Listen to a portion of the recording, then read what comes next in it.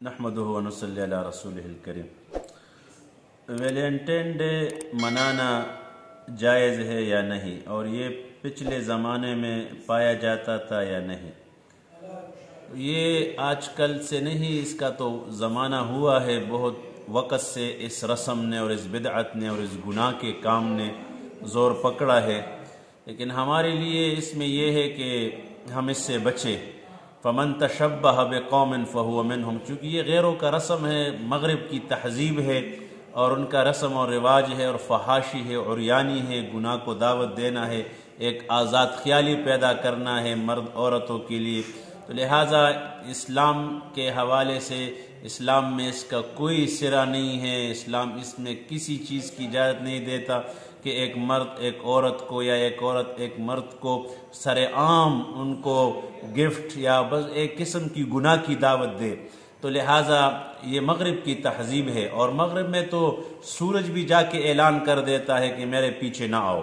جو مغرب کے تہذیب کے پیچھے جاتا ہے وہاں سورج بھی ڈوبتا ہے۔ تو لہٰذا اس کا اسلام میں کوئی سرا نہیں ہے، اسلام میں بلکہ قطعاً اس کا ممانعت ہے قرآن اور حدیث میں کہ مرد عورتوں کے لیے شریعت نے حدود قائم کیے ہیں۔ تو لہٰذا یہ جون سا بھی جس نے بھی اس فیشن کو، اس گناہ کے کام کو نکالا ہے اور جاری ساری کیا ہے، سارا وبال ان پر ہوگا۔ اس میں ہمارے لیے نوجوانوں کے لیے یہ پیغام ہے، میں ان کو بتاتا ہوں کہ ان سے بچے اور ان کو فروغ نہ دے، ان کو موبائل پہ شیئر نہ کرے، ان کو غلط یہ ٹک ٹاک پہ شیئر نہ کرے، یوٹیوب پہ شیئر نہ کرے، فیس بک پہ شیئر نہ کرے، بلکہ ان کا دفاع کرے اسلام کے حوالے سے اور قرآن اور حدیث کی روشنی میں ان کی دفاع کرے۔ تو لہٰذا یہ جائز نہیں ہے کسی مسلمان کے لیے کہ ویلنٹائن ڈے منائے اور یا ان کی نقل اتارے۔ آج کل اللہ ہمیں معاف فرما لے، ہم سارے ان مغرب کو فالو کرتے، لباس میں بھی، شادی میں بھی، غمی میں بھی اور خوشی میں بھی، سفر میں بھی، لباس میں بھی، شکل و صورت میں بھی ہم ان کو فالو کرتے۔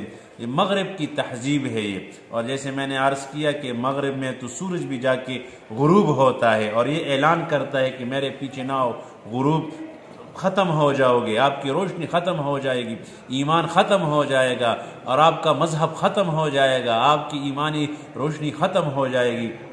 تو لہٰذا ان سے بچنا چاہیے اور ان کا پورا دفاع کرنا چاہیے۔